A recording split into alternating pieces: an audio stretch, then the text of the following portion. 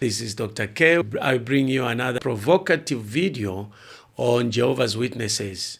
You have seen Jehovah's Witnesses looking very loyal, committed, going out door to door, distributing materials. They appear and they are totally convinced that they are doing the work of God. They are preaching the message of the kingdom, and once they are done, the end shall come. Is that commitment we see coming from within their hearts out of devotion or devotion to God?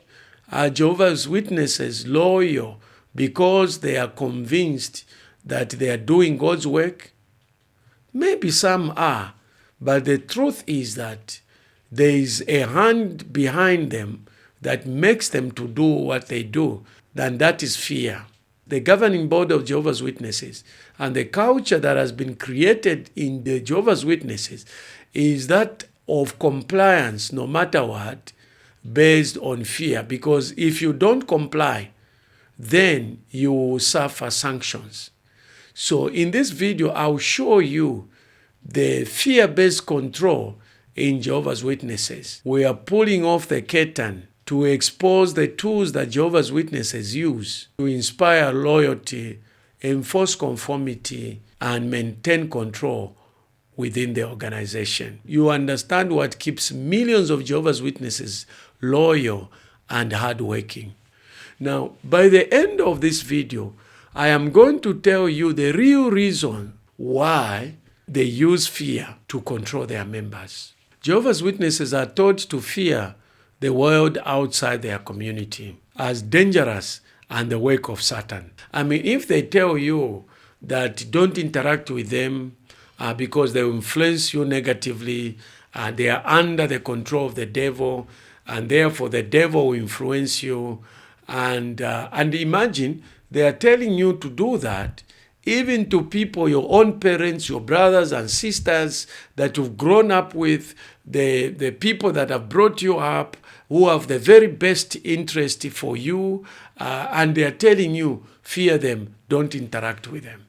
And Jehovah's Witnesses are always, particularly the governing body of Jehovah's Witnesses, are always warning their members of the corrupting influence of the world out there. These corrupting influences come from interacting with people who are not Jehovah's Witnesses, obtaining higher education, and even pursuing personal success. If we are in continued association with those who do not believe the same, it can erode our thinking and convictions.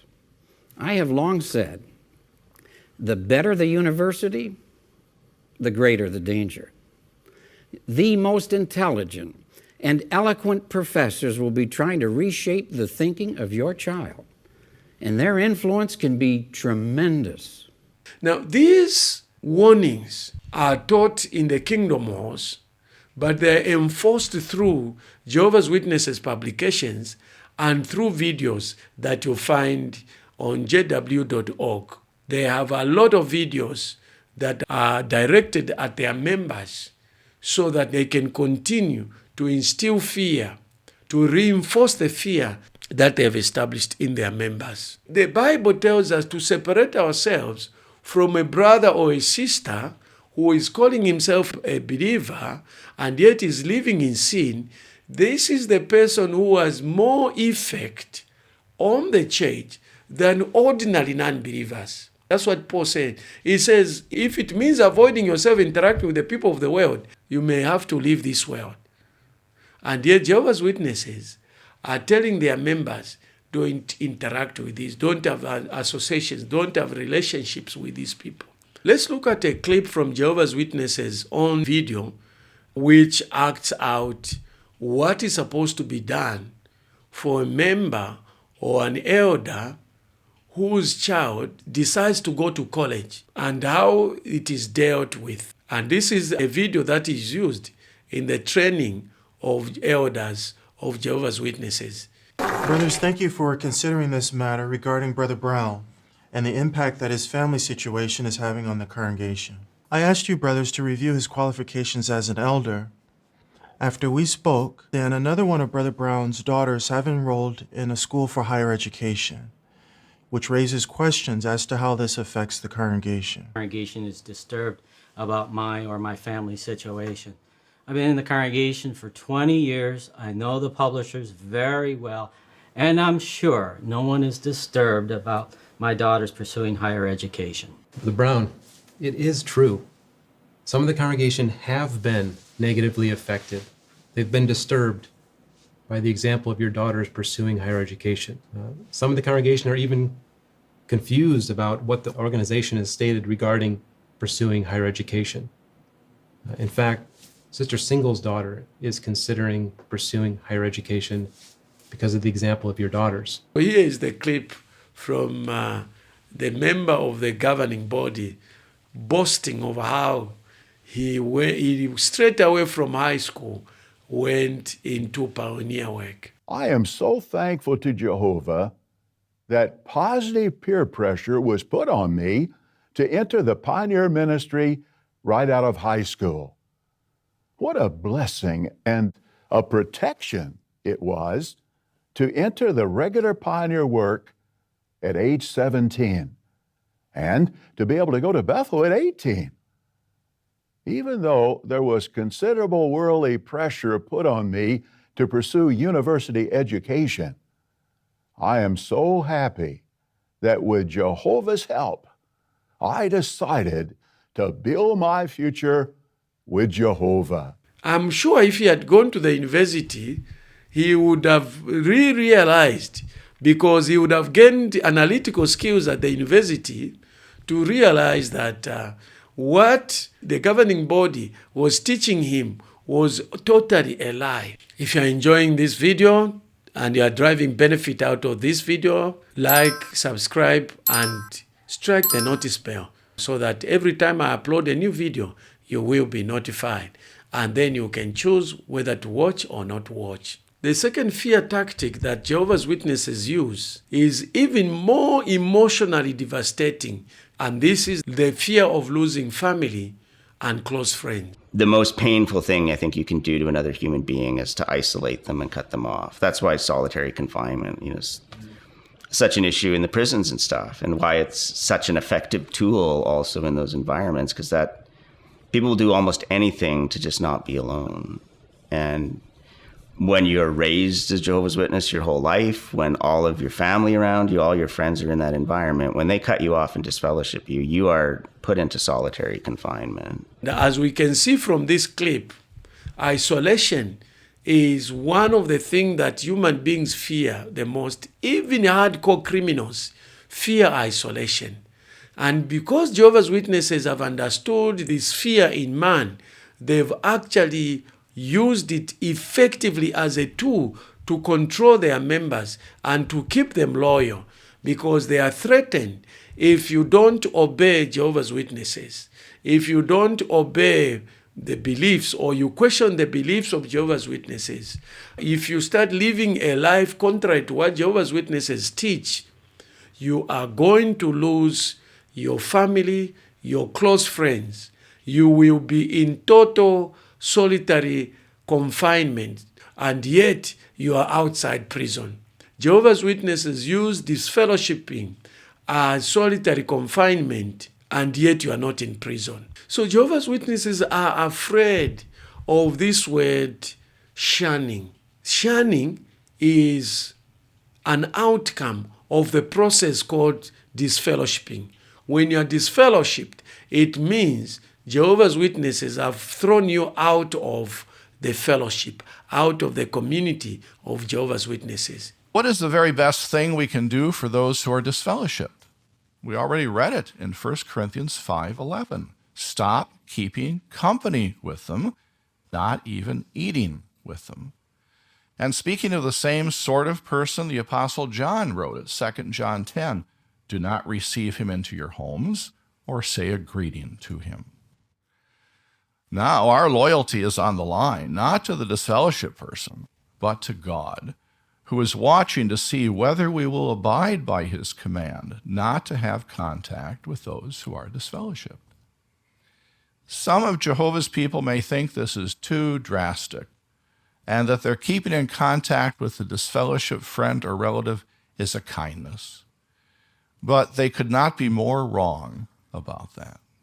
And so what they've done in the first place, as I've mentioned in other videos, which is entitled Mind Control Techniques that Jehovah's Witnesses use. So in the first place, what they will do is that they will create the them versus us mentality. They will isolate you from the world into this unique group of special people, isolated people, a special group of people that are loved by Jehovah. So they isolate you from the rest of the world. And once they isolate you from the rest of the world, they've gotten you. Because now you don't have friends outside the world, because you are looked at as weird, as different. And then once they do that, they use fear to control you to remain within that group. Because should you decide to leave, you are all by yourself. It's a very, very serious and powerful tool of control of members of Jehovah's Witnesses. Like you're in a good place now, but probably those first year, couple of months, would you say you felt alone, like very lonely? Yeah, I felt like completely alone.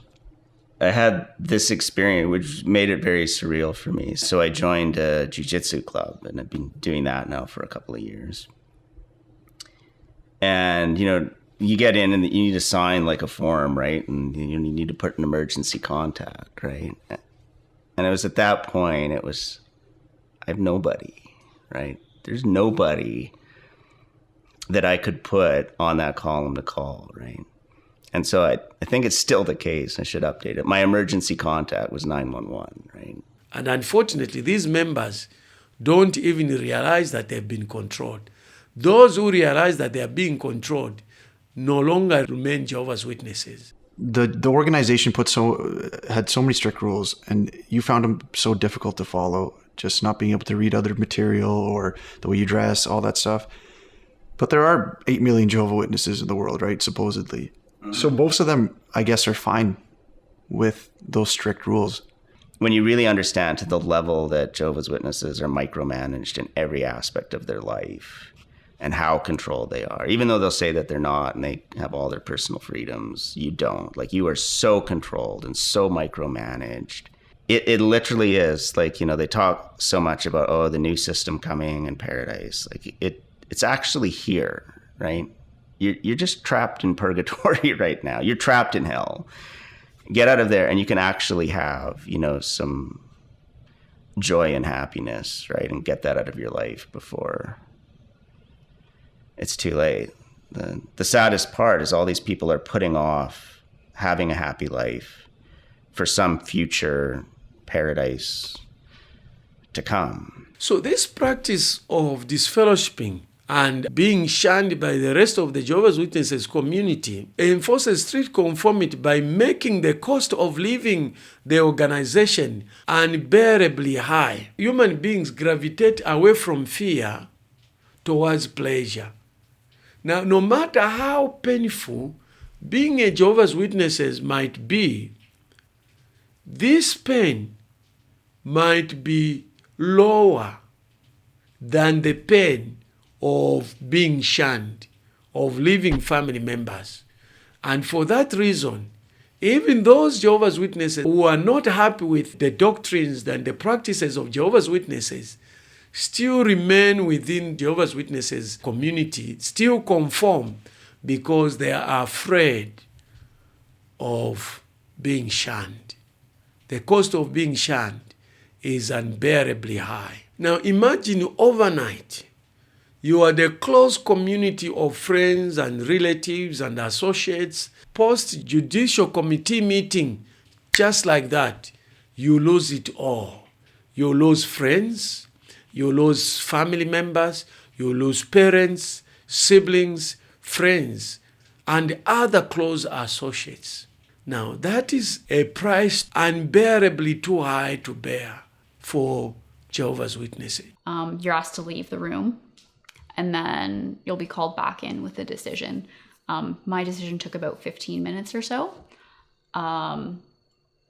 which felt like a long time, but when you think about it, isn't that long, considering that you're essentially handing out that person to be shunned from their friends and their family. And your mother has stopped talking to you because you were disfellowshipped, right? Yeah. Is that tough?